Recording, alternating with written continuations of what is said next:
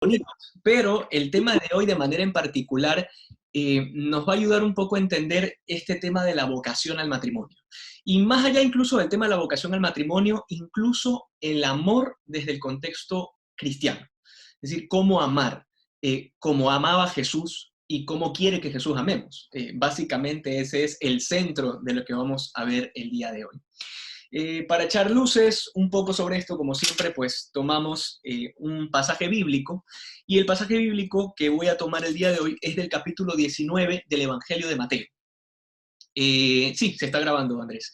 Entonces, del Evangelio de Mateo, el capítulo 19 nos habla justamente acerca del tema del divorcio. Esto ya hemos escuchado, ya habremos leído este pasaje alguna vez en la vida, así que solamente voy a leer la parte en la que nos vamos a concentrar. ¿Ok? Dice el Evangelio de Mateo, capítulo 19, versículo a partir del 3. Versículo 3. Dice, y se le acercaron unos fariseos, que para ponerle a prueba le dijeron, ¿puede uno repudiar a su mujer por un motivo cualquiera? Él respondió, ¿no habéis leído que el Creador desde el comienzo los hizo varón y hembra, y que dijo, por eso dejará el hombre a su padre y a su madre, y se unirá a su mujer, y los dos se harán una sola carne? De manera que ya no son dos, sino una sola carne. Pues bien, lo que Dios unió, no lo separe el hombre. Dícenle pues, ¿por qué Moisés prescribió dar acta de divorcio y repudiarla? Díceles, Moisés, teniendo en cuenta la dureza de vuestro corazón, os permitió repudiar a vuestras mujeres. Os digo que quien repudia a su mujer, no por fornicación, y se case con otra, comete adulterio. Ok, esta palabra de Mateo, que es una de las más controversiales, sobre todo en estos últimos 3 años, donde han estado hablando acerca del tema de los divorciados en Nueva Unión. Bueno, ya hablaremos también un poco de ese tema. Pero antes que nada, y el tema de hoy que se titula Matrimonio y Virginidad. Antes de hablar del matrimonio, hay que salvaguardar un concepto muy, muy, muy, muy importante. Y ese concepto es el tema del cuerpo. Cuando hablamos del matrimonio, indudablemente de la primera cosa de la que necesitamos conversar es de la realidad corporal. Y aquí viene una primera pregunta, que tal vez ya la han de haber leído, o la han de haber escuchado, o se la han de haber hecho incluso. Es, ¿nosotros somos un cuerpo o tenemos un cuerpo? Eso es una pregunta importante, la repito. ¿Somos cuerpo o tenemos un cuerpo? Y aquí me voy a permitir un espacio. Normalmente las preguntas y todo lo dejamos para el final, pero quisiera ahora sí escucharles un poco qué piensan ustedes. Quien sea que quiera dar su opinión respecto a esa pregunta. ¿Somos cuerpo o tenemos un cuerpo?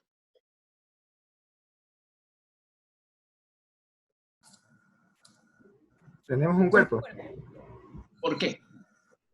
porque no dice Dios que nos conocía desde antes que estuviera creado el mundo y nuestro cuerpo fue formado ya después cuando ya estuvimos en el vientre de nuestra madre, pero ya fuimos pensados desde antes. Ujú.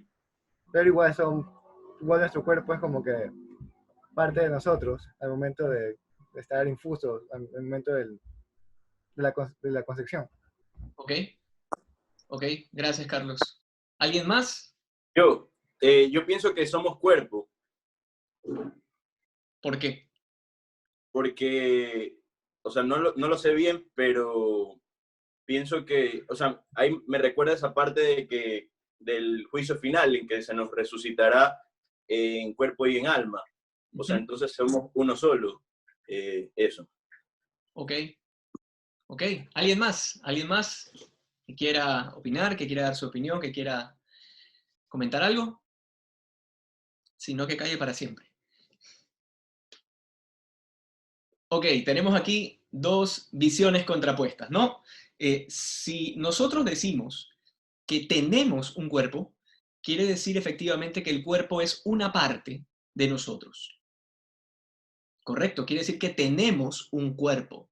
Quiere decir estos brazos, esta cabeza, esto, mis extremidades, mi cuerpo, eh, digamos, es parte accesoria de lo que yo soy. En otras palabras, era lo que en algún momento había algún filósofo antiguo llamado Platón. Él decía que el cuerpo es la cárcel del alma. Y esta expresión de Platón es justamente el trasfondo de decir que tenemos un cuerpo. Si yo tengo un cuerpo, pues entonces mi alma está atrapada en este cuerpo. Y entonces lo que plantean algunas ideólogas de género, que dicen que de repente soy una mujer frustrada atrapada en el cuerpo de un hombre, pues podrían llegar a tener razón. ¿Por qué? Porque sencillamente el cuerpo es como una especie de disfraz, es como una especie de vestigio, es una cosa, un cuerpo es un receptáculo, un vaso, un vehículo que transporta el alma. Entonces nosotros no somos cuerpo, sino el alma. El alma somos nosotros, entonces. Básicamente esa sería la primera consecuencia si decimos que tenemos un cuerpo. Sin embargo, ¿cuál es la realidad que nos presenta el cristianismo? ¿Y cuál es la realidad que nos presenta incluso, valga la redundancia, la realidad? Y la realidad es que nosotros no es que tenemos un cuerpo, nosotros somos un cuerpo, es decir, toda persona, todo ente que tiene categoría de persona, y aquí vamos a hablar de algo un poco filosófico, pero es importante que lo tengamos claro, toda persona es un compuesto de cuerpo y alma. Es un compuesto, una sustancia acabada. Tú y yo somos un cuerpo y también somos alma. Tanto es así que cuando una persona se muere y sucede lo que ya sabemos que va a suceder, la separación del cuerpo y el alma, pues entonces aquí sucede una cosa interesante. Y es que eso que está en el cementerio debajo de la tierra no es una persona, es un cadáver. Hubo un cambio sustancial en ese momento. Y entonces esto nos ayuda a entender también que por qué Jesús se toma la molestia de resucitar en su cuerpo. Justamente porque nos adelanta el hecho de que nosotros como personas, al ser un compuesto de cuerpo y alma, Jesucristo vino a redimir a toda la persona, no solamente el alma. Jesús vino a redimirnos por completo en lo que somos, cuerpo y alma. El cuerpo y el alma serán redimidos. Entonces, cuando nosotros resucitemos el último día y se levanten los muertos de las tumbas, entonces en ese momento habrá una redención total del cuerpo. El alma y el cuerpo volverán a unirse y entonces resucitaremos en cuerpo glorioso. Esa es la doctrina de la resurrección. Si fuese real que tenemos un cuerpo, no tendría sentido que resuciten los muertos. Porque si tenemos un cuerpo, entonces el alma ya va al cielo. ¿Para qué vamos a necesitar de un cuerpo? Justamente porque Jesús, al hacerse hombre, vino a redimir a todo el ser humano, a toda la persona en su unidad sustancial, cuerpo y alma. Entonces, esto es importante tenerlo claro. Y uno dirá, bueno, ¿qué tiene esto que ver con el matrimonio? Tiene que ver muchísimo, muchísimo. Porque de esto va a partir cuál es la visión que yo tengo respecto al cuerpo humano, respecto a cuál es la visión de mi cuerpo, respecto a cuál es la visión de la sexualidad. Entonces, a partir de aquí vamos recién haciendo un camino para poder entender este tema tan difícil del matrimonio. Sobre todo tan difícil para este mundo, actualmente, para este siglo. Entonces, viene una siguiente cosa.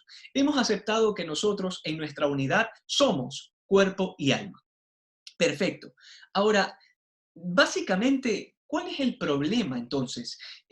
La expresión más profunda del amor, nosotros sabemos, la expresión más profunda del amor dentro del matrimonio es la relación sexual, evidentemente. Y esto aquí me parece importante también hacer otra distinción importante. Y es la distinción entre genitalidad y sexualidad.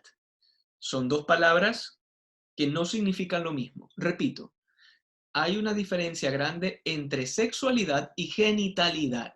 La genitalidad se refiere exclusivamente al acto sexual, ¿sí? Mientras que la sexualidad apunta a esa realidad de mi masculinidad y de la feminidad de todas las chicas que están aquí.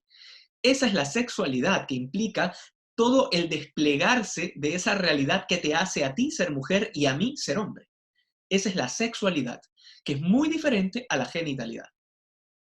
Entonces, partiendo de esto, nos vamos a ir dando cuenta que es importante para todo cristiano es importante defender la realidad corporal, defender la santidad del cuerpo. Y esto a veces no lo tenemos tan claro y por eso hay muchas dudas respecto al tema del tatuaje, hay muchas dudas respecto al tema del piercing, hay muchas dudas respecto al tema de la cirugía plástica. ¿Por qué? Porque cada una de estas cosas de alguna u otra forma atenta contra nuestra corporalidad. Entonces, claro, Mucha gente dice, ¿es pecado tatuarse? No, no es pecado tatuarse, no está atentando contra los 10 mandamientos, así que no, no es pecado. Pero ciertamente que es un defecto de la persona, es un defecto de la perfección el poder contemplar la sacralidad del cuerpo. Cuando tú te haces un tatuaje, tratas tu cuerpo como una pizarra. Y entonces en ese momento tú has perdido la sacralidad del cuerpo. No has entendido que eres un cuerpo, sino que has tenido este criterio metido de que tienes un cuerpo. Y como yo tengo un cuerpo, pues hago con mi cuerpo lo que me dé la gana, ¿no? Porque es mi cuerpo. Entonces no sabemos distinguir que no es que tienes un cuerpo, eres tú, es tu ser, toda tu substancia, tu unidad. Entonces, hay muchas visiones actualmente que atentan contra este tema del cuerpo. Y bueno, sin embargo, yo quisiera avanzar ahora un poquito explicando las distintas visiones que se tenían antes respecto al tema de la sexualidad. Ya sabemos que sexualidad y genitalidad no es lo mismo. Pues bien, antes, digamos, en tiempos de Cristo, la sexualidad tenía, digamos, varias pretensiones, varias actitudes con las que la gente afrontaba el tema de la sexualidad. La primera era que la sexualidad era mala y básicamente es un pecado. Esto es una, digamos, una apreciación que no está tan lejos de lo que actualmente todavía predomina en varias sectas protestantes, por ejemplo, o en varios lugares donde el evangelio no se ha entendido en su plenitud. Hay mucha gente que dice que la sexualidad es pecado. Y entonces ahí hay una postura que rechaza por completo la actividad sexual. Había en su tiempo, primeros siglos del cristianismo, una secta llamada los maniqueos, que decían que el cuerpo era malo y que el alma era buena. Y por ende ellos prohibían el matrimonio, porque decían que el matrimonio era nada más y nada menos que algo contra natura, algo contranatural. ¿Por qué? Porque las relaciones sexuales no deberían ser permitidas, porque es algo impuro. Luego tenemos una segunda concepción, y es que la sexualidad es un fin en sí mismo. Es un fin en sí mismo. Y entonces, todo aquello despliegue de sexualidad, incluyendo la genitalidad, es decir, las relaciones sexuales, si se consideran como un fin en sí mismo, como muchas veces hay gente que lo considera así, evidentemente perdemos toda la capacidad de contemplar la sexualidad en su justa medida. Y entonces allí, digamos, devendrán muchas contrariedades y muchos problemas. Uno de ellos es el tema de la pornografía, por ejemplo. El tema de la pornografía, el tema de la masturbación y las distintas parafilias que existen dentro del mundo de la psicología de cómo podemos ver mal o cómo podemos distorsionar la vida sexual. Y luego tenemos una tercera postura, que es la indiferencia total. ¿Sí? Y uno dirá, bueno, ¿habrá quien viva de manera indiferente? Sí, hay un montón de gente que vive indiferente al tema de la sexualidad como realidad. Se me ocurre en este momento los monjes tibetanos, por ejemplo, o las distintas religiones orientales que tratan de alguna manera de huir del cuerpo, porque el cuerpo es malo. Entonces, hay muchas concepciones que no nos permiten contemplar bien la realidad sexual. Me pregunta Carlos Villasís, ¿quién decía eso o tenía esas posturas? ¿Cuáles de todas? Ahora estoy hablando de forma en general, estoy hablando de manera general de las distintas posturas que se ha tenido respecto al tema de la sexualidad. No he hablado de un autor en específico. Si te refieres al tema del cuerpo y del alma que hablábamos al inicio, comentaba que era Platón quien concebía que el cuerpo es la cárcel del alma. ¿Sí? Es una concepción errada de nuestra dimensión corporal. Ok, entonces estas son estas tres visiones que básicamente imperaban y que siguen imperando. O sea, esta cuestión no es que ha quedado atrás, ¿no? O sea, no es que es una cosa antigua que ya no vale. Hay mucha gente que sigue teniendo alguna de estas tres posturas y que no le permite vivir la sexualidad correctamente. Pero bueno, básicamente a partir de esto vamos centrándonos un poco en lo que nos interesa. Hemos hablado un poco acerca de esta dimensión corporal y hemos hablado de las distintas visiones de la sexualidad. Pero ahora viene una cosa muy importante y es lo que más nos interesa, que por eso hemos empezado con el Evangelio. Y es, ¿cuál era la postura de Jesús? Es decir, ¿cuál era la experiencia de Jesús frente a la sexualidad? Esto es un tema que tal vez muy pocas veces uno se lo pregunta, porque uno dice, bueno, sexualidad, inmediatamente a veces no hacemos la distinción con genitalidad, y entonces llega un punto en donde tú te preguntas, oye, me parece un poco hasta irreverente, hasta un poco blasfemo preguntarse cuál era la postura de Jesús ante la sexualidad, pero nada que ver, porque una vez que ya hemos hecho estas distinciones, entenderemos que si Dios se hizo verdaderamente hombre, que es parte del credo, si decimos que es verdaderamente hombre, quiere decir que Jesús también tenía una dimensión sexual. Y eso es una realidad. Es una realidad y es algo que nosotros tenemos que aprender también a vivir. Es decir, Jesucristo, que es verdadero Dios y verdadero hombre, tiene una dimensión sexual. Tiene una dimensión en donde la sexualidad se despliega en él. ¿Por qué? Primero porque es hombre, pues. Primero porque es hombre. Y entonces, claro, uno dirá, sí, pero no tenía pecado. Es que no estamos hablando de pecado. No estamos hablando de pecado. Si inmediatamente, cuando hablamos de sexualidad, se te viene a la mente pecado, pues entonces ya sabes en cuál de esas tres posturas que acabamos de ver estás. Pero básicamente la realidad de la sexualidad no se agota en aquellas visiones distorsionadas de la sexualidad. Y entonces vamos adentrándonos un poco y en esto el Evangelio nos irá dando algunas luces. Primero, y es que Jesús no era indiferente. Jesús no era indiferente a la realidad de la sexualidad. Tanto es así que si nosotros recordamos lo que acabamos de leer apenas inició esta pequeña reflexión, nos daremos cuenta que los fariseos se acercan a Jesús para preguntarle algo acerca del matrimonio. Y digo, no cualquier cosa. Se acercan para preguntarle en qué situaciones es lícito o no lícito repudiar a la mujer. Entonces, claro, a Jesús le ponen una temática de matrimonio.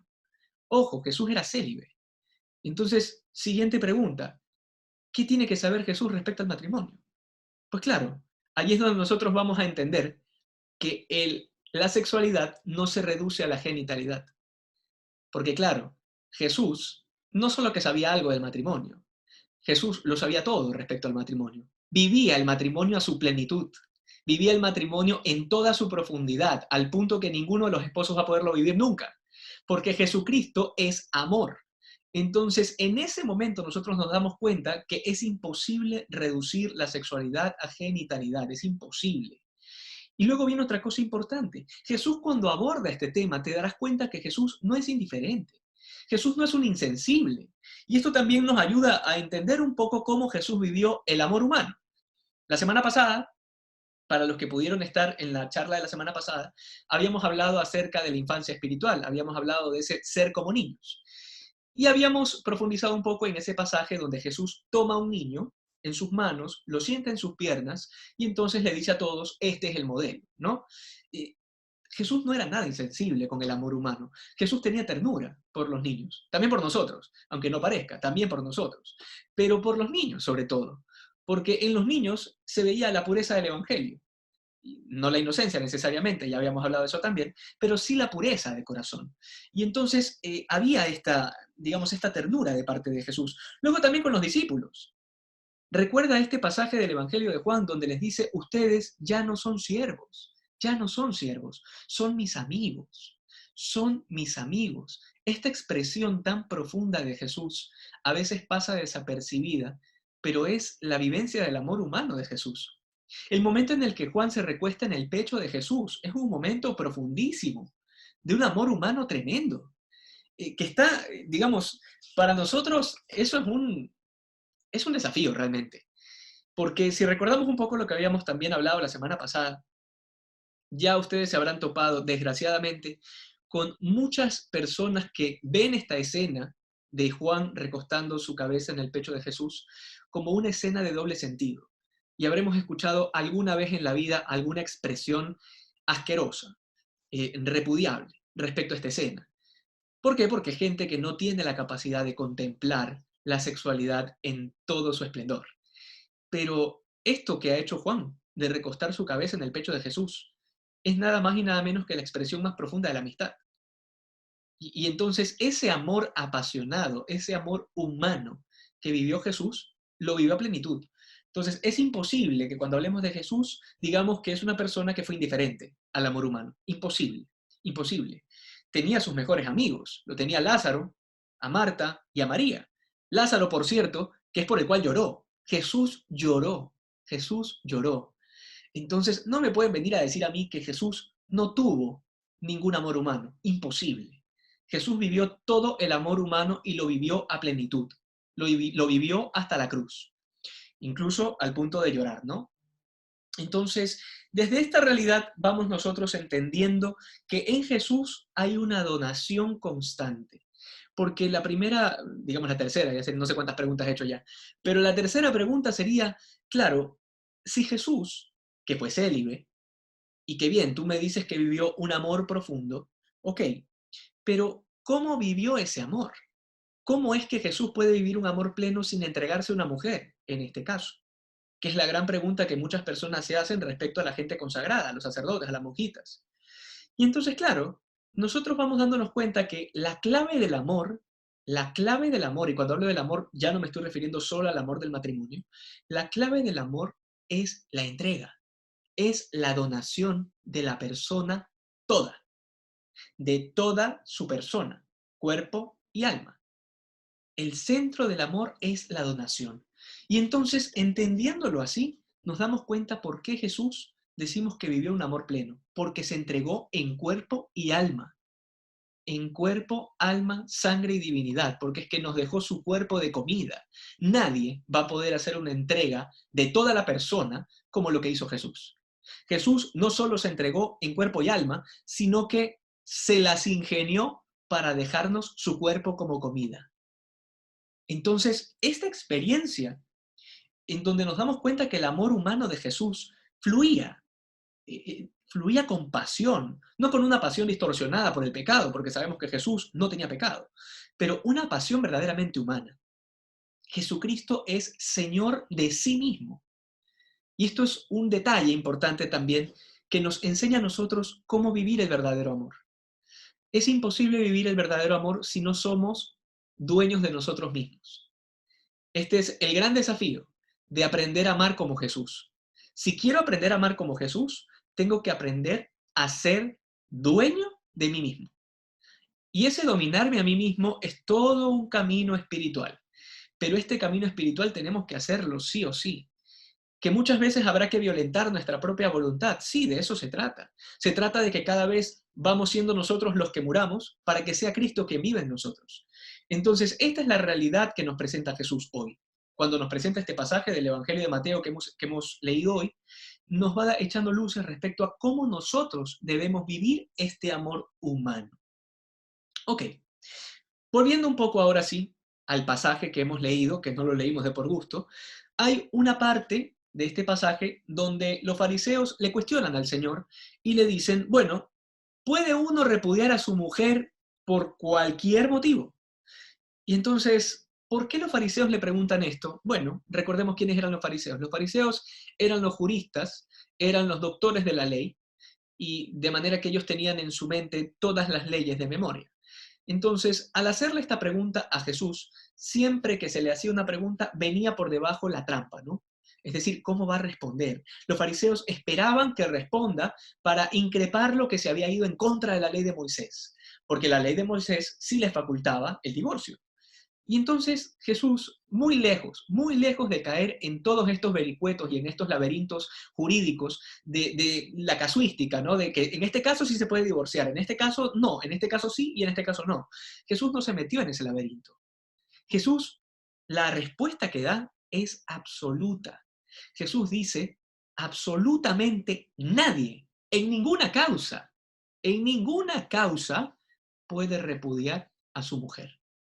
Esto que dice Jesús es tremendo, y sigue siendo tremendo hoy. Sigue siendo tremendo hoy porque mucha gente le cuesta comprender este tema del adulterio. Pero Jesús, en su tiempo, fue durísimo para decir esto.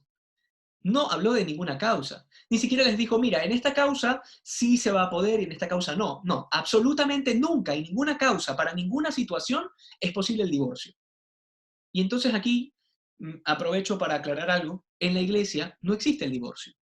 En la iglesia no existe el divorcio. En lo civil, bueno, en lo civil no nos interesa, en lo civil es un papel, que se hace y se deshace, como dice muy bien la ley, así como se hizo, se deshace, ya está. Pero dentro del matrimonio eclesiástico, que es el único matrimonio que debería interesarnos a nosotros, en la iglesia no existe el divorcio. Existe sí la nulidad matrimonial, que no es el divorcio. La nulidad matrimonial quiere decir que nunca hubo matrimonio. O sea, hay que aprender también a diferenciar esas cosas para que cuando nos pregunten podamos nosotros responder con toda claridad. Entonces, no existe el divorcio en la iglesia sencillamente porque el divorcio no es concebible dentro del matrimonio. Dios pensó el matrimonio desde el principio para que sea indisoluble y monogámico, es decir, con una sola pareja y hasta que la muerte nos separe. Esa es la característica del matrimonio cristiano. Cualquier otra característica que no cumpla con esos requisitos será cualquier cosa, menos un matrimonio cristiano. Y yo asumo que todos los que me están escuchando, incluyéndome, quienes tengamos esta vocación, ¿no? Yo, de hecho, todavía no la tengo tan clara tampoco, pero quienes tengan esta vocación tan hermosa del matrimonio, pues entonces sepan ustedes que estos son los requisitos. Y la apertura a la vida, por si acaso. Pero hoy no vamos a hablar de eso porque eso sí me va a llevar 3 horas más. Así que no nos vamos a meter en el tema de la apertura a la vida. Pero sí en estos otros dos, ¿no? La indisolubilidad del matrimonio. El matrimonio es para toda la vida, hasta que la muerte lo separe. Y entonces, esta perfección del matrimonio también nos ayuda a entender esto que ha dicho Jesús, que lo que ha hecho Dios, lo que ha unido Dios, que no lo separe el hombre, es algo que repiten en todos los matrimonios, pero que parece que a muchos esposos se le entra por aquí y se le sale por acá. Pero es que lo que Dios ha unido no lo podemos separar. No lo podemos separar. La iglesia no tiene una varita mágica para decir, ahora en adelante ya no son esposos. No se puede. Porque ya no depende de ti, ya no depende del sacerdote que te casó. Hay gente que le echa la culpa al cura. Si ese es el cura que nos casó, no, no te casó el cura. No te casó el cura. Tú te casaste. Tú te casaste. Porque la materia del sacramento del matrimonio son los novios. El sacerdote es un testigo del sacramento. Pero el cura no es el que te casa. Se casan los novios. Ellos son los que confeccionan, los que hacen, los que desarrollan el sacramento. No el cura. El cura es un testigo ante Dios. Pero los novios son los que hacen el sacramento. De hecho, es el único sacramento que por primera y única vez en la vida tú vas a poder hacer y efectuar. Así, literalmente, como el cura cuando consagra y cuando el pan y el vino se convierten en cuerpo y sangre. En ese mismo lugar, en ese mismo estado, en ese mismo poder de gracia, están los novios cuando se casan. Porque están efectuando una gracia efectiva. Y entonces, contemplar el matrimonio desde esta realidad es lo que nos permite ver la gravedad de lo que vamos a hacer, o de lo que ya hicimos en algunos casos. Entonces, a partir de allí, está la respuesta también de ¿por qué no me puedo divorciar? Bueno, tú libremente te casaste y perfecto, hasta ahí estaba en tus manos el asunto. Pero una vez que accediste libremente a que sea Dios quien nos una, con una unión tan profunda que ahora son incluso una sola carne, ya no depende de ti. Ya no puedes darte el lujo de decir, bueno, de ahora ya no estamos casados, ¿eh? Ya no, ya me aburrí. Ya me aburrí, o no, ya me di cuenta que era muy inmaduro y bueno, en ese tiempo me emocioné. Ya, eso no se puede dar. No es una causal de nulidad el que te hayas emocionado o tu inmadurez. No es una causa de nulidad. Entonces, cuando una persona ya accede libremente al matrimonio, inmediatamente el sacramento efectúa esa gracia efectiva. Y entonces son una sola carne. Y nada en este mundo los va a poder separar. De hecho, por eso, cuando una persona que está casada se une con otra persona que está casada y que no es su esposo o no es su mujer, inmediatamente comete adulterio. ¿Por qué? Porque a pesar de que se haya divorciado por lo civil, que a nosotros no nos interesa, siguen estando casados. Sigues siendo esposa, sigues siendo esposo de con quien te casaste. Pase lo que pase, hasta que la muerte los separe. Hasta que la muerte los separe. Y no, eso no justifica que vayamos corriendo a matar al marido o a la mujer. No. O sea, eso es pecado. Así que hay algunos que formulan, ¿no? Y si se muere, entonces ya no estoy casado. No, no estás casado si se muere, pero si se muere, o sea, de causa natural, no, o sea, no es que si tú haces que se muera, ¿no? O sea, el matrimonio sigue hasta que la muerte lo separe, pero a veces la gente se pone a fantasear cosas que no son del todo cristianas. Bueno, y luego viene el tema de la ley de Moisés, ¿no? Los fariseos le dicen al Señor, oye, pero Moisés sí nos permitía, por si acaso, ¿ah? Moisés sí nos permitía divorciarnos. Entonces, ¿qué es lo que vas a decir tú? Porque claro, la gente estaba a la expectativa, ¿no? Estaban todos los ojos puestos en el Señor para ver si es que decía algo en contra de Moisés. Y nuevamente el Señor, como siempre, con toda la sabiduría divina, la respuesta, lo único que hace es dejarlos en ridículo al resto, ¿no? Y la respuesta es, mira, eso lo permitió Moisés, pero por la dureza de sus corazones. Por eso estaba permitido el divorcio, por la dureza de sus corazones, porque desde un inicio, desde el pecado original, ustedes no iban a estar listos para entender que la relación del matrimonio era un sacramento hecho por Dios, que era monogámico, es decir, de una sola pareja, y que aparte era indisoluble para toda la vida. Eso no lo iban a entender desde el pecado original. O sea, eso no era entendible. La moral cristiana y la moralidad de la humanidad fue progresivamente evolucionando. Y Dios va infundiendo su gracia a partir de que va evolucionando y en la medida en que podamos entenderlo. Eso es lo que la teología llama la pedagogía divina. Es decir, Dios, como un maestro, va viendo cómo el tiempo va avanzando, cómo va evolucionando nuestro corazón y en la medida en que estamos listos, va revelándonos ciertas leyes de la moralidad. Y entonces, claro, antes la gente no solamente que estaba aprobado el divorcio en ciertas causales, sino que incluso estaba aprobado también el incesto. Si ustedes leen el Antiguo Testamento se darán cuenta que hay muchas relaciones incestuosas, donde hay relaciones entre el padre y la hija y no sé quién. O sea, esto sucede en el Antiguo Testamento. Y hay gente que cuando no entiende esto se escandaliza cuando lo lee. Y dice, ¿cómo es posible que esté esto en la Biblia? Bueno, es que no has entendido que Dios es un Dios que es Padre. Es un Dios que va con la pedagogía del tiempo, que a rajatabla no va a poder revelar y decir todo lo que están haciendo está mal y todos son pecadores y todos se van al infierno. Eso no sucede así. Dios va de acuerdo al ritmo del tiempo del ser humano, en la medida en que puede entender la verdad. Y es lo que ha sucedido en el Antiguo Testamento, donde antes sí había incesto, antes se podía divorciar, antes incluso podía tener varias mujeres, no solo eso. Entonces es una cosa que tal vez para nuestra mentalidad occidental del siglo XXI nos parece una cosa terrible. Pero claro, Dios no es como nosotros, pues, que nos quedamos solamente en el presente y el pasado ya pasó y el futuro aún no pasa. No, Dios es un eterno presente. Para Él es un presente continuo. Entonces tiene, digamos, la mirada de águila de toda la realidad. Así que para nuestra pequeña mente, obviamente va a ser un escándalo que leamos en el Antiguo Testamento estas cosas, ¿no?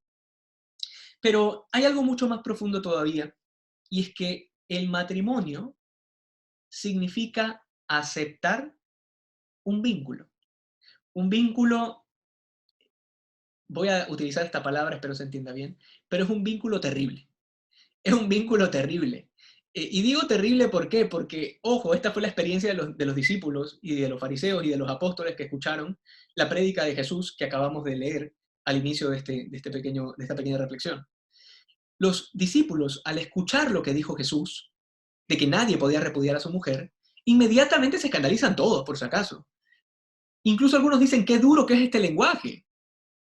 Qué duro que es este lenguaje. Y es más, cuando Jesús les enseña que hay que casarse con una sola mujer, date cuenta, por favor, cuando puedas, lee todo el capítulo 19 del Evangelio de Mateo, date cuenta que los apóstoles lo primero que dicen es, pero entonces no es bueno casarse.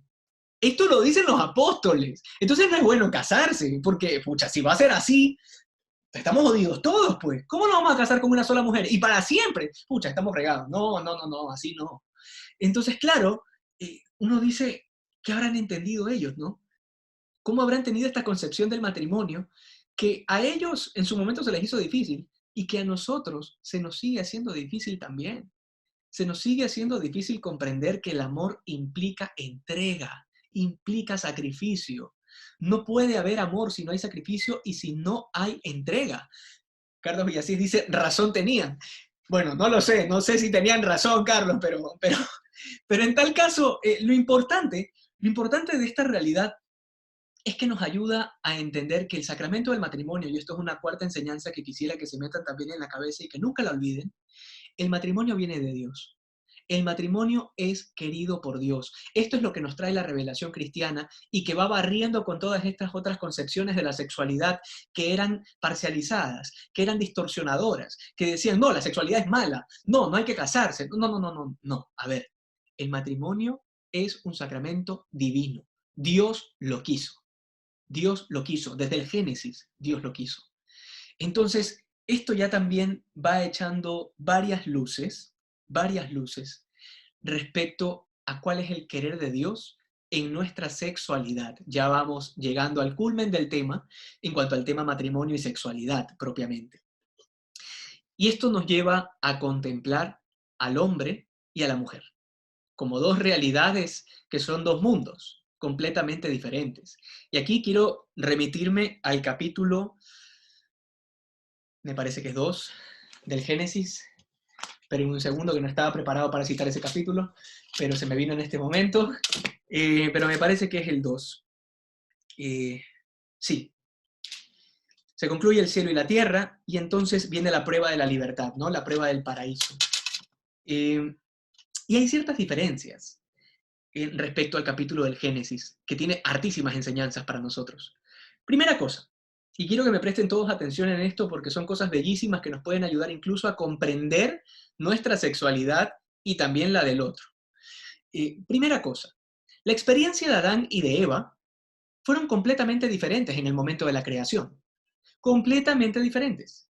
¿Por qué? Sencillo, porque Adán fue creado cronológicamente primero y Eva fue creada después. Esto que estoy diciendo, por si acaso alguno va a decir, pucha, o sea, es obvio, o sea, no estoy inventando el agua caliente ni el agua tibia, perdón, pero ya, no me refiero a eso. Me refiero a que date cuenta que la experiencia de Adán fue de esperar, de anhelar con todo su corazón una compañera. Adán experimentó la soledad durante un buen rato. Adán experimentó que estaba solo. Ojo, pero estaba Dios. Sí, sí, sí, sí. Pero humanamente se experimentó solo. Esa es la realidad del Génesis. Y entonces, ¿qué es lo que dice Dios? Dios dice, te voy a crear una compañera para que no estés solo. Y entonces crea a Eva. Y entonces aquí hay dos experiencias diferentes. Adán, por un lado, experimenta la satisfacción de ver a su compañera. Y ojo, date cuenta de la exclamación que hace Adán en el Génesis. Al fin, dice Adán, al fin, este sí es, ¿qué cosa? Carne de mi carne y hueso de mis huesos. Esta es la expresión de Adán, es bellísima. Esta es la experiencia de él. Pero ahora, por otro lado, date cuenta de cuál es la experiencia de Eva, que nos ayudará también a entender un poco a la mujer y a la mujer a entenderse a sí misma también. La experiencia de Eva es que cuando ella fue creada, ya estaba todo. O sea, ya Adán estaba primero, Eva fue creada, y lo primero que ve Eva, lo primero que experimentan sus ojos, es el rostro de Adán emocionado, iluminado por verla a ella. Esa es la experiencia de Eva. Es su primera experiencia. Y entonces la experiencia de Eva como representación de toda la mujer es la experiencia de ser contemplada. Eva es contemplada. Esa es su experiencia, distinta a la de Adán. Distinta a la de Adán. Y entonces eso nos explica muchas cosas. Nos explica por qué la mujer siente una experiencia de satisfacción, de felicidad, de ser amada cada vez que le dices que es hermosa. Eso es una realidad. ¿Por qué? Porque Eva experimentó el ser contemplada, porque a la mujer le gusta ser contemplada, porque es bella.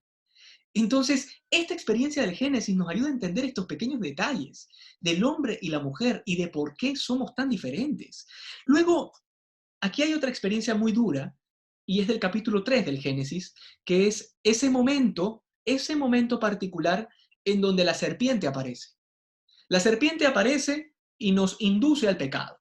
Y entonces sabemos más o menos la historia, ¿no? Sabemos que la serpiente primero tienta ¿a quién? A Eva. Y entonces, al tentar a Eva, sucede una cosa interesante respecto a la experiencia de Eva en su interior como mujer. Date cuenta que él me abandonó. Adán me dejó solo, me dejó caer. No estuvo allí conmigo para defenderme. No estuvo allí conmigo para evitar que caiga. Y entonces aquí hay una enseñanza muy profunda respecto a la feminidad. Y es ese temor constante, ese miedo constante a ser abandonada, ese miedo constante a no ser protegida. Esto que nos revela el Génesis en la persona de Eva es la que nos ayuda a comprender la consecuencia del pecado original en la mujer. Es la inseguridad total de que cuando está con alguien, tiene que poseerlo. Tiene que poseerlo porque tiene que estar segura de que no va a ser abandonada otra vez. Otra vez. Me van a dejar sola. Esta es la desesperación de toda mujer, quedar sola. Que pasado los 30 todavía no tiene una relación, entonces va a quedar en la percha. Voy a quedarme sola. Este es el temor de la mujer. Y que claro, nos puede causar gracia, pero ojo, en el fondo, esta es la consecuencia del pecado original en la feminidad. Es la razón por la cual la naturaleza de la mujer está herida, por el pecado de la serpiente, que a los oídos de Eva le dice, mira cómo te abandonó, mira cómo te dejó caer, y no solo te abandonó, sino que te va a volver a abandonar. Entonces, cada vez que nosotros experimentamos esto, de ver a la serpiente tentando a Eva, date cuenta que nos da una pista muy grande respecto a la feminidad. Y claro, viene ahora también la masculinidad, porque es que no se queda esto así, sino que el Génesis también nos revela mucho acerca del ser hombre, nos revela mucho acerca de la masculinidad, sobre todo en cómo la serpiente afecta y golpea a la masculinidad de Adán. No lo dice obviamente el Génesis, no. Esto que estamos haciendo es profundizar un poco los detalles que el Génesis nos deja ver. Pero, ¿cuál sería el susurro de la serpiente a Adán? Fallaste, fallaste como hombre, porque la dejaste sola. No pudiste protegerla. No pudiste protegerla, eres un fracaso total. Como hombre, eres un fracaso. La dejaste sola. Y entonces el temor del hombre es no ser lo suficientemente hombre. Este es el temor del hombre.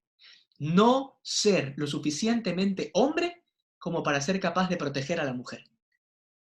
Ojo, esto que estoy diciendo solamente lo he sacado de una línea del Génesis. Pero date cuenta cuánta riqueza hay en el libro del Génesis que a veces se nos pasa como inadvertida, ¿no? Pero hay hartísimo que podemos sacar de esta experiencia, de este primer matrimonio, de esta primera unión del hombre y la mujer, que es la de Adán y Eva. Yo en algún momento lo puse en mis redes sociales, y es que al final todo este trasfondo del matrimonio es porque Dios quiere casarse con nosotros, esto que les estoy diciendo, y sé que a muchos de los que leyeron lo que puse se escandalizaron, porque dijeron, ¿cómo va a decir este tipo que Dios se quiere casar con nosotros? Pero, oye, no verlo es porque no has leído la Biblia. Las escrituras desde el Génesis nos hablan de un matrimonio. Al final, en el Apocalipsis, nos hablan de las bodas del Cordero. Todas las parábolas que utiliza Jesús respecto al reino de los cielos son de una boda. Son de una boda. Es de un novio que se casa, pero que tú te quedas afuera, pero y entonces las otras, las vírgenes prudentes con las lámparas que van a ver al novio, todo es una boda. Es un matrimonio. Toda la Biblia es eso. Se resume a eso, se resume a Dios que quiere desposarse contigo. Y por eso está ese libro del Cantar de los Cantares, que en algún momento, cuando puedan, léanselo. El libro del Cantar de los Cantares es un libro, fue polémico en su momento, porque es erótico. Y cuando digo erótico, me parece que también tengo que hacer precisión sobre esa palabra que se ha mal utilizado mucho. Erótico viene del griego eros, eros, eros, que quiere decir el amor, digamos, apasionado, el amor que está libre de toda mancha, es un amor que se entrega, es el amor, gracias Estela, es el amor infinito. Entonces, ese eros es justamente lo que nos ayuda a entender que el Cantar de los Cantares es un libro erótico. Utiliza imágenes de ese amor del eros. Es un hombre que está perdidamente enamorado, está apasionadamente enamorado de alguien. Y ojo, que es palabra de Dios. Está en la Biblia. Si no, no estuviera en la Biblia. Pero es palabra de Dios. ¿Y por qué está allí? ¿Por qué nos interesaría un libro erótico, para variar? Un libro erótico que esté en la Biblia y que nos habla del amor de alguien con alguien. O sea, ¿para qué me interesa eso? ¿En qué me sirve mi salvación? Es que no has entendido. No has entendido que tu alma fue hecha para desposarse con el Cordero, para desposarse con Dios. O sea, y evidentemente lo que dice Carlos, sí, no es tipo 50 sombras de Grey en el sentido erótico. De hecho, por eso, eso es una muestra concreta de cómo la palabra erótico se ha venido distorsionando y malentendiendo en su concepto original. Por eso quise remontarme a que es una palabra griega que significa ese amor absoluto, ¿sí? Que es el eros, ¿sí? Entonces, a partir de allí, tú vas entendiendo por qué el matrimonio es tan importante para Dios. Tan importante que lo eleva a categoría de sacramento. Lo eleva a categoría de sacramento porque en el fondo el amor de los esposos es la imagen perfecta de lo que Dios anhela contigo y conmigo. Por eso el matrimonio es un constante signo visible del amor de Dios. Es un signo visible del amor de Dios. Y bueno, aquí vamos a hacer, digamos, un pause en cuanto al tema del matrimonio, porque es que el título también hablaba de virginidad, y no se preocupen que no me voy a tomar el mismo tiempo con el tema de la virginidad, sino que más bien esto va a ser un poco más sencillo, ya que tenemos claro todo lo anterior. Y esto también es importante recalcarlo, porque Jesús, después de hablar del divorcio, del matrimonio, allí en el capítulo 19 de Mateo, inmediatamente después nos habla de los que son vírgenes por el reino de los cielos. Y la pregunta es, ¿por qué Jesús habla de la virginidad dentro de un contexto en donde está hablando del matrimonio? ¿Y por qué? A la pregunta de Brian, sí se puede decir que el amor de los esposos es erótico, pero debe ser perfeccionado. Ya vamos a hablar de eso. Pero bueno, volviendo a esto, si te das cuenta, lo que Jesús hace es ir de forma progresiva. Te explico primero qué cosa es el matrimonio y ahora sí te voy a hablar de la virginidad. ¿Y por qué? Esto ha sido una batalla, una discusión, sobre todo en los 5 primeros siglos del cristianismo. Y es, ¿qué cosa era superior, el matrimonio o la virginidad?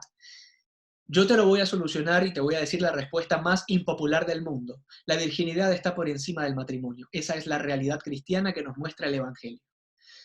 ¿Por qué? Porque la virginidad, después de todo, es un adelanto del reino de los cielos. Es decir, las monjitas de claustro, los sacerdotes y todas aquellas personas que se abstienen de la manifestación de la sexualidad en lo genital, están viviendo por adelantado lo que viviremos en el reino de los cielos. ¿Por qué? Porque el matrimonio es ¿hasta cuándo? Hasta que la muerte nos separe. Recordarán ustedes esa pregunta que también le hacen los fariseos a Jesús, donde le ponen este ejemplo casuístico, este caso, porque es que a los fariseos lo que les encantaba era la casuística, ¿no? ¿Qué pasa si esto pasa? ¿Qué pasa si aquí o qué pasa si allá? Les encantaban estos vericuetos. Entonces, los fariseos le preguntaban al Señor, ¿qué pasa si, más o menos me acuerdo, si cometo un error por allí, me disculparán, pero es que es medio intrincado el asunto. ¿Qué pasa si una persona que está casado con esta mujer, de repente, pues, se muere? Se muere el esposo. Se muere el esposo, y ojo que en la cultura judía, si moría sin hijos, era una maldición. O sea, la descendencia era la bendición de Dios. Entonces, ¿qué pasa si moría y se quedaba sin hijos? Y entonces, claro, la ley judía lo que decía es, bueno, pues entonces te puedes casar con su hermano. Bien, los fariseos le ponen este caso y le dicen, ok, se le murió ese esposo. Y entonces se casó con el hermano, pero no logró tener hijos porque se le murió también. Y entonces fue con el otro hermano. Y entonces también se le murió y tampoco tuvo hijos. La cosa es que esta mujer es una especie de asesina en serie, no sé. Pero la cosa es que se le murieron todos los esposos. Y entonces al final, la mujer muere también, dice los fariseos. Se muere la mujer y va al seno de Abraham y entonces le hacen la pregunta, genial, porque los fariseos han de haber dicho, aquí lo cogimos. Y entonces, Señor, ¿de cuál de todos los maridos va a ser mujer? Ya que tuvo 7. ¿De cuál de todos esos va a ser la mujer? Y entonces, claro, Jesús dice una cosa interesantísima. Dice, es que ustedes no han entendido. En el reino de los cielos no hay matrimonio, no hay esposos. Por eso el sacramento dice hasta que la muerte los separe. No hay un matrimonio en el cielo. El único matrimonio, el único desposorio es el que nos habla Juan en el Apocalipsis, y es con las bodas del Cordero. Ese va a ser tu único esposo. Y entonces, claro, la virginidad vivida aquí abajo, aquí en la tierra, es un adelanto del cielo. es un adelanto del cielo. Y esto sé que es un poco difícil de entender, sobre todo para nosotros que estamos inmersos en esta realidad del siglo XXI, donde se nos ha encargado de destruir el concepto del amor, de la virginidad y del matrimonio. Pero date cuenta que cuando Jesús habla de este tema de la virginidad por el reino de los cielos, pone varios casos y dice que hay algunos que se han hecho eunucos. Esa es la palabra que utiliza en el Evangelio. Eunucos. Eunuco quiere decir, pues, que no tiene relaciones, ¿no? De hecho, no es la traducción literal, pero para entenderlo, es que no tiene relaciones, ¿ok? Es virgen. Entonces, dice Jesús, hay algunos que son eunucos porque se han hecho eunucos a sí mismos. ¿Qué quiere decir eso? Voy a hacerlo gráfico. Quiere decir que se cortaron el miembro. Esos eran los eunucos que se hacían eunucos a sí mismos. Se castraban. Entonces Jesús le decía, hay eunucos que se hacen eunucos a sí mismos. Y claro, hay otros que nacieron eunucos. ¿Qué quiere decir? Que nacieron estériles. Pero hay otros, dice Jesús, hay otros que se hacen eunucos por el reino de los cielos. Se hacen eunucos, se hacen vírgenes por el reino de los cielos. E inmediatamente Jesús dice después, el que puede entender, que entienda. Y entonces este tema es interesante. ¿Por qué Jesús dice esto al final? Porque lo dice cuando habla de la virginidad y también lo dice cuando habla del matrimonio. Cuando habla del matrimonio, en cambio, dice, el que pueda, el que tenga oídos, que oiga. Entonces, claro, Jesús dice esto y uno dice, pero ¿por qué dice eso? ¿Por qué dice eso? Y esto nos lleva al último punto que quisiera meditar con ustedes hoy. Nos lleva a afirmar que el matrimonio y la virginidad son una vocación. Son una vocación, es un llamado. Por eso Jesús dice, el que pueda entender, que entienda. ¿Quiere decir que hay algunos que no van a entender? Sí, quiere decir que hay algunos que no van a entender porque no es tu vocación. Entonces, Dios nos llama a cada uno de nosotros a una vocación. Y a los que ha llamado al matrimonio, bendito sea Dios, tienen que vivir el matrimonio en toda su plenitud. Y a los que ha llamado a la virginidad, al celibato, pues tendrán que vivirlos a plenitud. Entonces, a cada uno le dará la gracia necesaria para poder vivir esa vocación a la que ha sido llamado. Por eso, si tú puedes entenderlo, pues entonces vívelo. Vívelo, porque es tu vocación. Esa es la vocación que Dios ha pensado para ti.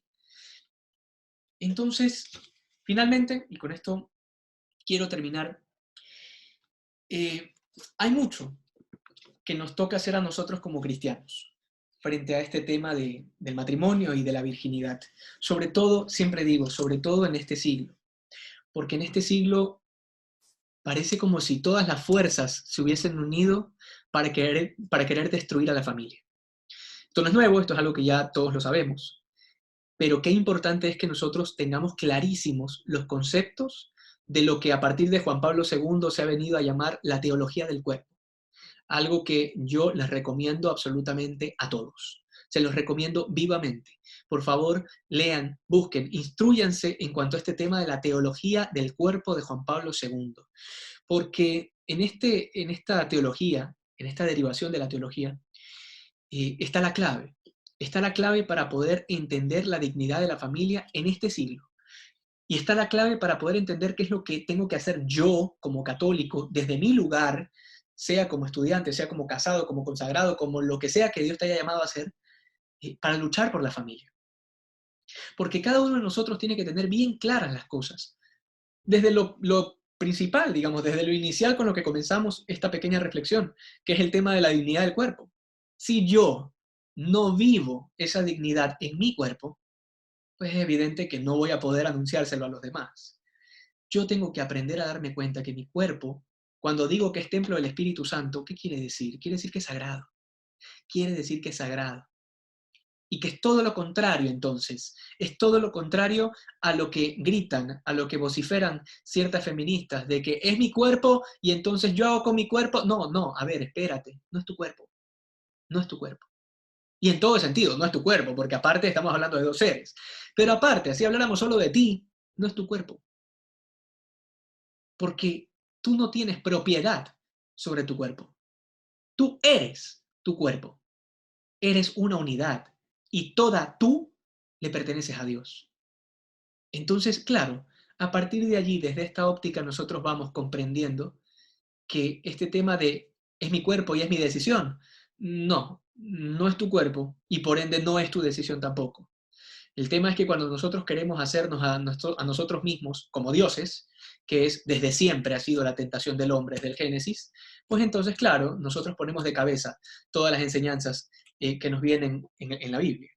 Pero si es que nosotros tenemos claras estas cosas, estamos llamados a ser apóstoles y defensores de la familia, sobre todo en este tiempo. Ya lo decía el tercer secreto de Fátima, que la última lucha será justamente contra la familia, que es básicamente lo que estamos viviendo ahora.